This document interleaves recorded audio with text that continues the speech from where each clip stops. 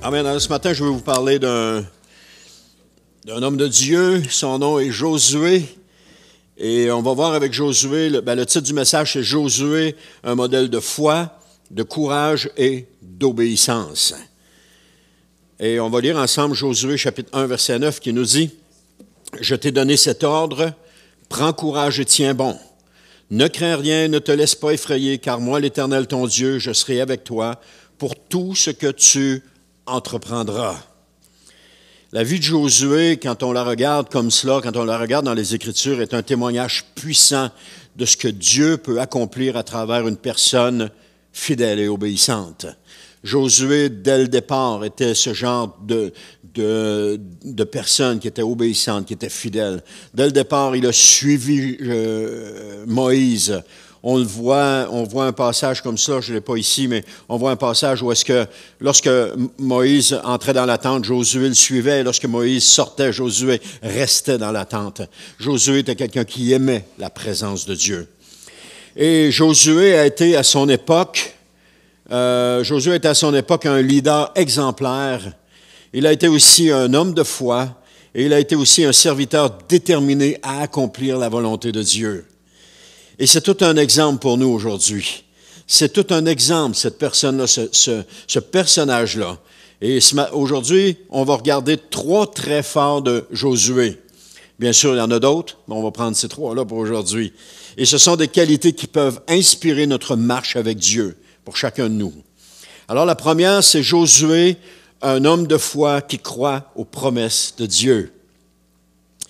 On voit ça dans Nombre, chapitre 14, versets 6 à 8, qui nous dit « Josué, fils de Nun, et Caleb, fils de Yéphuné, qui faisaient partie de ceux qui avaient exploré le pays, déchirèrent leurs vêtements, et dirent à toute la communauté des Israélites, « Le pays que nous avons parcouru et exploré est un excellent pays.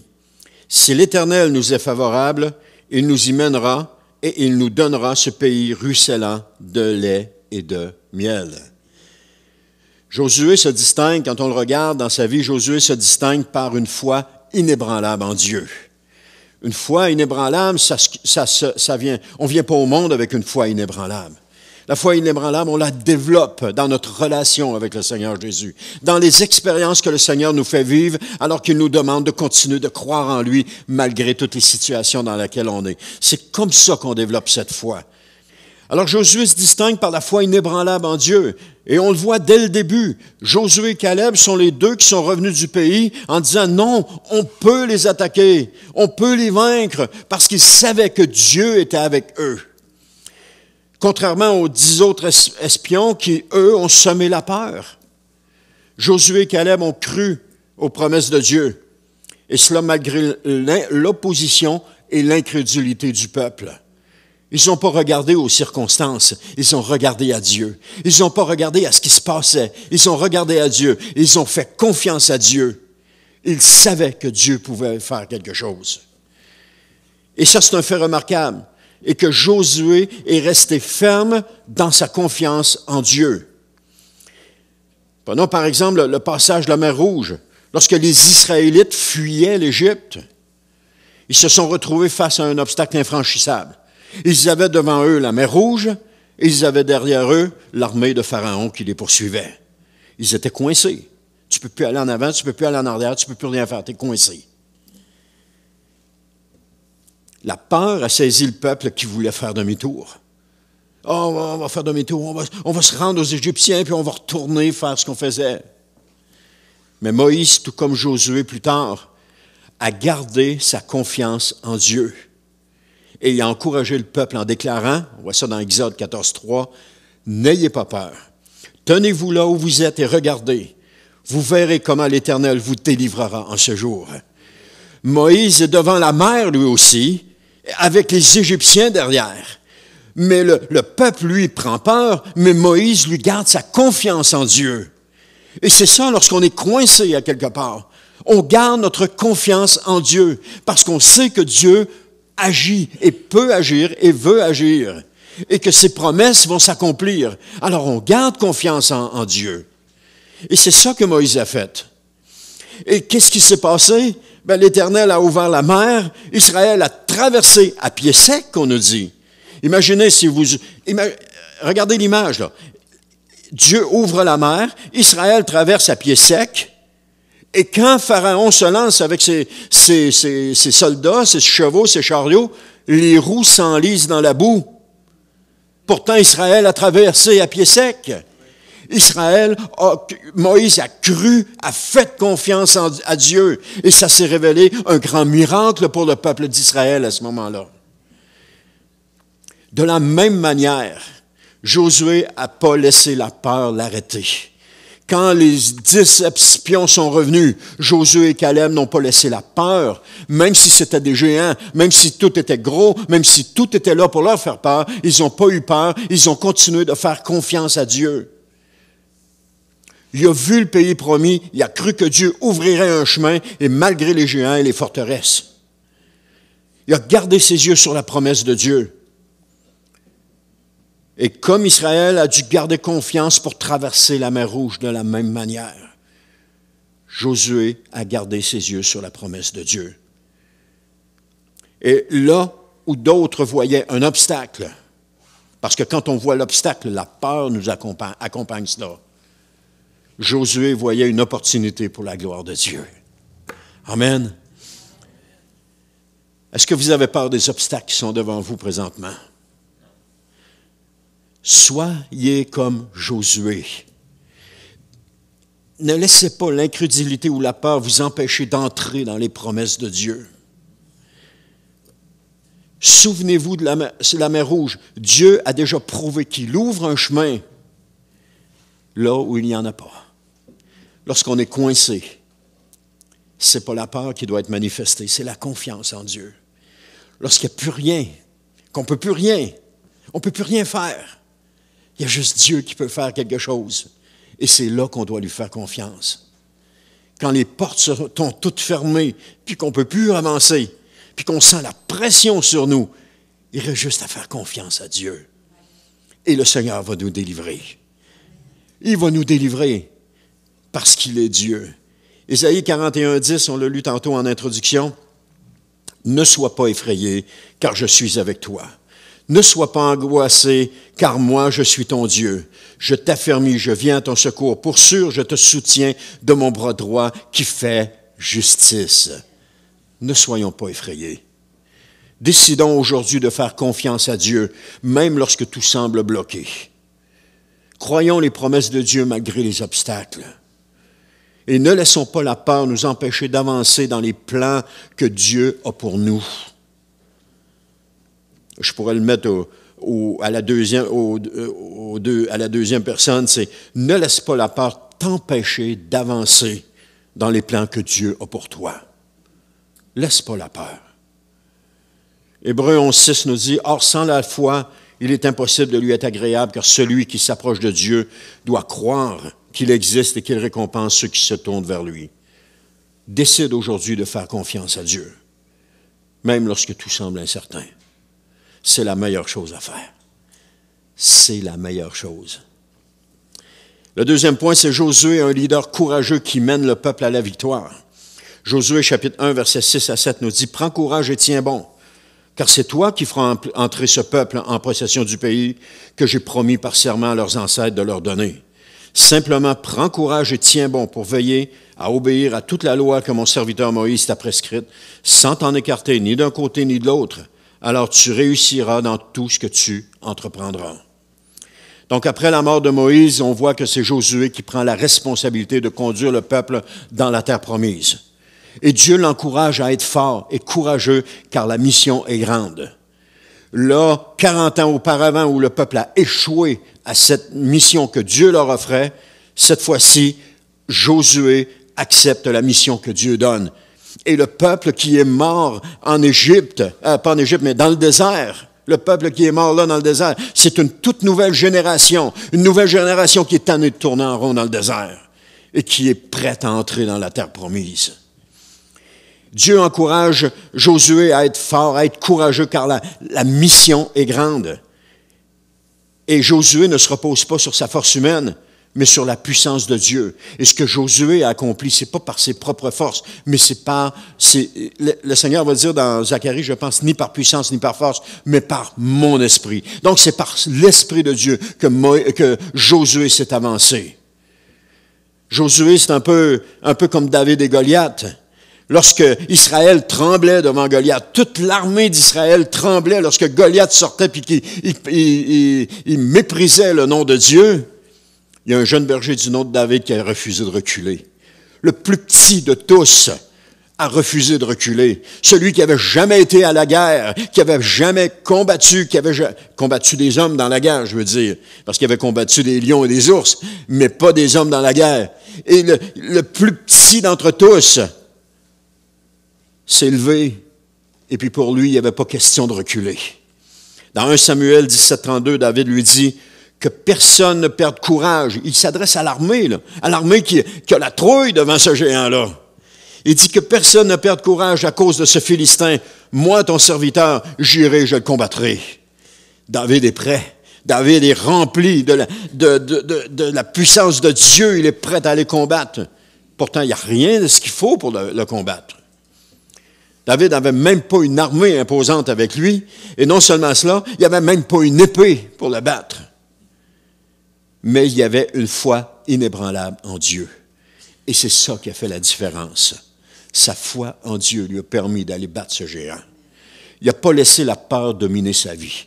Parce que vous savez, la peur, c'est souvent ce qui nous drive, la peur. C'est souvent ce qui nous fait réagir. On a peur de ceci, on réagit comme ça. On a peur de cela, on réagit comme ceci. On pense qu'on va avoir peur, alors on fait des projets en fonction de ce qu'on va avoir peur. La peur nous empêche d'avancer. La peur est quelque chose qui est omniprésent et qui nous empêche de se développer. J'ose pas parler parce que j'ai peur. Je fais pas ceci parce que j'ai peur. On a tout le temps peur de quelque chose. Mais David n'a pas laissé sa vie dominée par sa peur. Il n'a pas reculé même quand les autres étaient paralysés. Il a affronté Goliath avec audace, armé de son courage et de sa confiance en l'Éternel. Et vous connaissez la suite de l'histoire. Il a vaincu le géant. Alors, comme Josué, David a compris que la victoire dépendait de Dieu et non de la taille de ses ennemis. Combien de fois Jérusalem a été assiégée par des armées qui venaient de l'extérieur et qui voulaient prendre possession de Jérusalem, et que Dieu est intervenu pour le peuple d'Israël, sans que le peuple d'Israël ait à combattre. Sous le temps d'Élisée, c'est des lépreux qui sont dans la ville, qui sont à la porte de la ville, puis là, il n'y a plus rien à manger, là. Il n'y a plus rien à manger dans la ville, il n'y a plus rien. Là, ils se regardent et ils se disent, mais coudonc, ils sont deux. Ils se regardent et ils se disent, mais coudonc, on n'a rien à perdre. Si on reste ici, on va mourir. Puis si on va voir les autres, ben peut-être qu'on va manger, mais peut-être qu'on va mourir aussi. Mais on n'a rien à perdre, de toute façon, on est condamné à mourir anyway. Ils sont partis, puis quand ils sont arrivés dans le camp, il n'y avait plus rien là. Tout le monde était parti. Tout le monde, même, il s'était entretué, il avait sorti l'épée, il s'était entretué. Et quand il regardait, il voyait sur le chemin qui s'en allait les débris qui étaient laissés là, qui étaient tombés, les vêtements, etc. Il était parti dans la peur. Dieu avait intervenu avant même que le peuple soit présent. Est-ce qu'on a le courage d'affronter les défis spirituels qui se dressent devant nous? Est-ce qu'on est prêt à nous lever avec foi, comme Josué, comme David, pour marcher dans les promesses de Dieu? Les promesses que Dieu nous a faites. Parce que Dieu cherche des hommes et des femmes qui ne reculent pas devant l'adversité, mais qui avancent avec foi. La plus grande promesse que Dieu nous a faite, c'est la vie éternelle. Allons-nous abandonner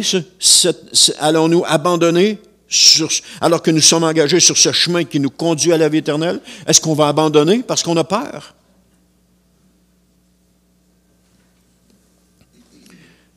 Nous sommes appelés à être des leaders dans nos familles, dans notre Église, dans notre entourage. Est-ce qu'on est prêt à affronter les défis avec courage comme Josué l'a fait? C'est 1 Corinthiens 16, 13 qui dit « Soyez vigilants, demeurez fermes dans la foi, Faites preuve de courage, soyez forts. Soyez forts. Mon troisième point, Josué est un serviteur obéissant qui suit la volonté de Dieu. Josué 24,15, il dit « Quant à moi et ma famille, nous adorerons l'Éternel. » Ou dans d'autres versions, « Nous servirons l'Éternel. » Josué n'était pas seulement un homme de foi et un guerrier, il était aussi un serviteur totalement dévoué à Dieu. Il a obéi à chaque instruction divine sans compromis. Josué est un de ces personnages qui, dans la parole de Dieu, où est-ce qu'il n'a pas mal fini. Il a bien fini. Il y en a plusieurs qui ont mal tourné, rendu à la fin de leur vie. Mais pas Josué. Josué a continué de croire en Dieu jusqu'au bout. Il a obéi à chaque instruction de Dieu sans aucun compromis. Je ne pense pas qu'il voulait retourner 40 ans dans le désert.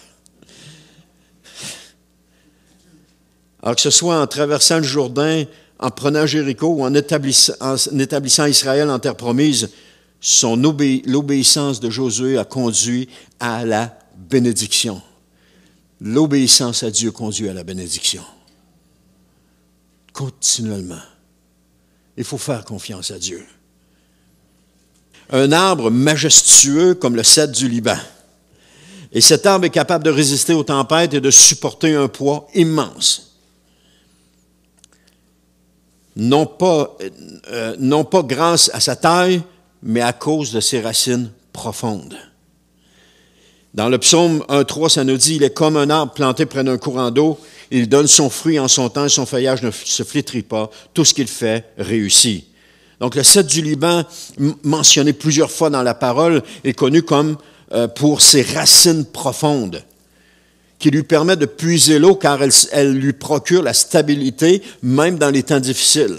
Donc, si plus il rentre ses racines dans la terre profondément, plus il est en mesure de tirer l'humidité qui est dans la terre pour pouvoir s'abreuver ou se nourrir. Sa résistance aux tempêtes, car il est solidement enraciné. Alors, plus les racines sont profondes, plus sa résistance à la tempête va être forte. Parce que ce qui soutient un arbre, ce sont ses racines. Lorsque le vent vient, si l'arbre cante, vous allez voir que les racines n'étaient pas profondes. Elles étaient tous en surface. Sa longévité. On dit que des cèdres du Liban vivent près de 1000 ans. Donc, de la même manière, Josué était solidement enraciné en Dieu. Son obéissance à Dieu était comme des racines profondes.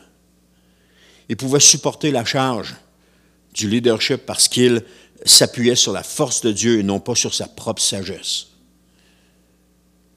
Il a persisté jusqu'au bout, comme un arbre qui reste debout malgré la saison des tempêtes. Il n'a jamais plié, il n'a jamais abandonné, il a toujours persévéré. Ils en ont attaqué des peuples. Mais pour Josué, il n'y avait pas de compromis à faire pour ce que Dieu demandait.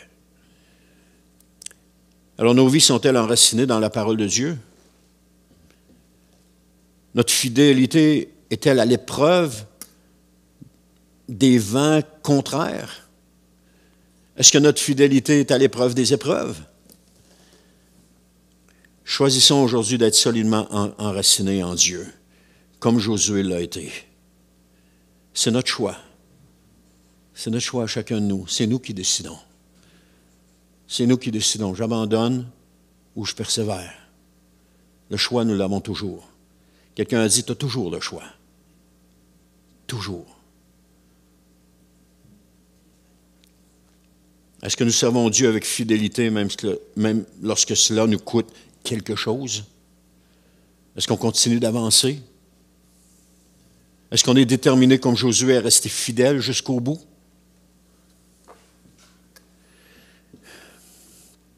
C'est Jean 14, 23 qui dit « Si quelqu'un m'aime, il obéira à ma parole. » Alors décidons aujourd'hui de suivre Dieu avec obéissance et fidélité comme le fait Josué, comme le fait David, comme l'ont fait Moïse, comme l'ont fait Abraham, comme l'ont fait Isaac, comme l'ont fait plusieurs autres.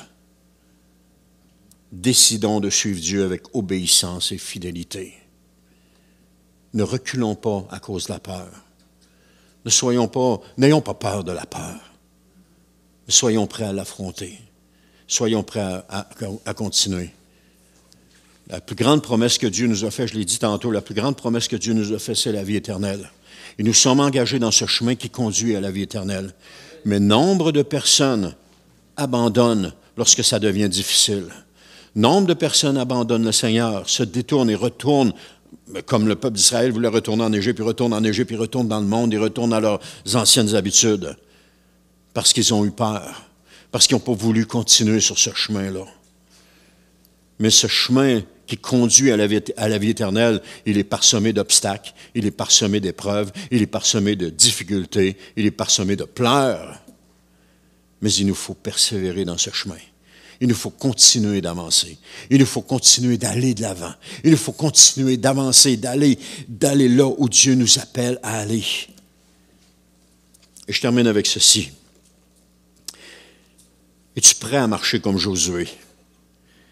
La vie de Josué nous enseigne 3 vérités essentielles pour notre marche avec Dieu. La première, c'est d'avoir une foi inébranlable dans les promesses de Dieu. La deuxième, c'est de marcher avec courage face aux défis qui se dressent devant nous. La troisième, c'est d'obéir fidèlement à la volonté de Dieu. Josué 1:9 nous dit, « Je t'ai donné cet ordre. Prends courage et tiens bon. Ne crains rien et ne te laisse pas effrayer, car moi, l'Éternel, ton Dieu, je serai avec toi pour tout ce que tu entreprendras. » C'est une promesse que Dieu avait faite à Josué ici. Cette promesse, Dieu lui avait donnée parce que Josué avait reçu la mission d'entrer dans la terre promise. Et Dieu allait l'accompagner dans tout cela. Il lui a donné un ordre. Il dit, prends courage. Pourquoi Dieu a dit à Josué de prendre courage? Puis de ne pas craindre. Peut-être que Josué avait peur. Peut-être que Josué avait peur de ne pas réussir. Peut-être que Josué avait peur de manquer son coup. Mais Dieu l'a encouragé. Il dit, laisse-toi pas effrayer. Regarde pas la grandeur de ce qu'il y a à affronter. Laisse-toi pas effrayer par ça. Car moi, l'Éternel, ton Dieu, je serai avec toi pour tout ce que tu vas entreprendre. Imaginez Josué qui reçoit cette parole, comment est-ce qu'il peut se sentir à ce moment-là? Que Dieu lui dit de ne pas se laisser effrayer, qu'il est son Dieu puis qu'il va être avec lui pour tout ce qu'il va entreprendre.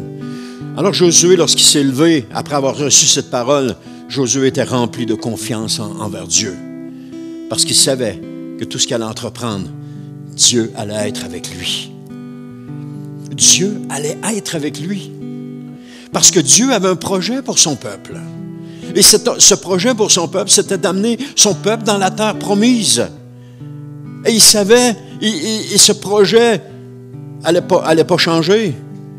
Parce que Dieu avait parlé aux patriarches avant. Même Joseph, le jour de sa mort, a dit, quand Dieu va vous faire sortir d'ici, vous amènerez mes os. Laissez-les pas en Égypte. Donc, ces hommes-là savaient que le peuple d'Israël ne serait pas toujours esclave en Égypte. Et que Dieu avait un grand projet pour son peuple, la terre promise. Et que l'homme qui s'était choisi, c'était Josué. Et c'est ce qui s'est passé. Dieu a pris Josué, puis il l'a amené là où il voulait l'amener, au moment où il voulait. Il a préparé Josué pour ce moment-là. C'est extraordinaire quand on regarde ça. Dieu ne fait rien à peu près. Il ne fait rien sur le coup d'une émotion, ou il ne fait rien. Il a préparé Josué pour ce moment-là. C'est extraordinaire quand on voit ça, quand on essaie de réaliser cela. Parce que le projet de Dieu devait se réaliser, allait se réaliser sans rien. Et Dieu s'était choisi un homme. Dieu s'en est choisi un autre homme. Et cet autre homme, c'est Jésus. Pour un autre grand projet. Mais Jésus, bien qu'il fût fils, nous dit Hébreu, a appris les choses parce qu'il a souffert. Donc, il a appris les choses au travers des épreuves qu'il a vécues. Dieu a préparé Jésus pour ce moment-là. Mais le jour où Jésus est là, entré dans sa... On entend souvent, oh, rentre dans ta destinée. Oui, mais ta destinée, là, fais attention. Parce que ta destinée ne sera peut-être pas rose comme tu le penses. Parce que Jésus, lorsqu'il était prêt à entrer dans sa destinée, il a dit au Père, il dit, Père, si c'est possible que cette coupe s'éloigne de moi, il ne voulait pas y aller. Pas qu'il ne voulait pas y aller, mais il vivait une émotion, là. Il vivait une émotion qui a amené devant Dieu. C'est possible que je n'aille pas là. Mais Jésus était déterminé à aller là où le Père voulait qu'il aille. Toutefois, Seigneur, non pas ma volonté, mais ta volonté. Ta volonté, Père. Ça devrait être notre leitmotiv. Ça devrait être notre prière. Si c'est possible que ça s'éloigne de moi, mais toutefois, non pas ma volonté, mais ta volonté. Qu'on désire la volonté de Dieu plus que toute autre chose. Dieu, on dit souvent que Dieu a des plans pour nous. Dieu est en train de nous préparer pour quelque chose. À quoi? Je ne sais pas. Mais Dieu le sait pour chacun de vous, Dieu le sait.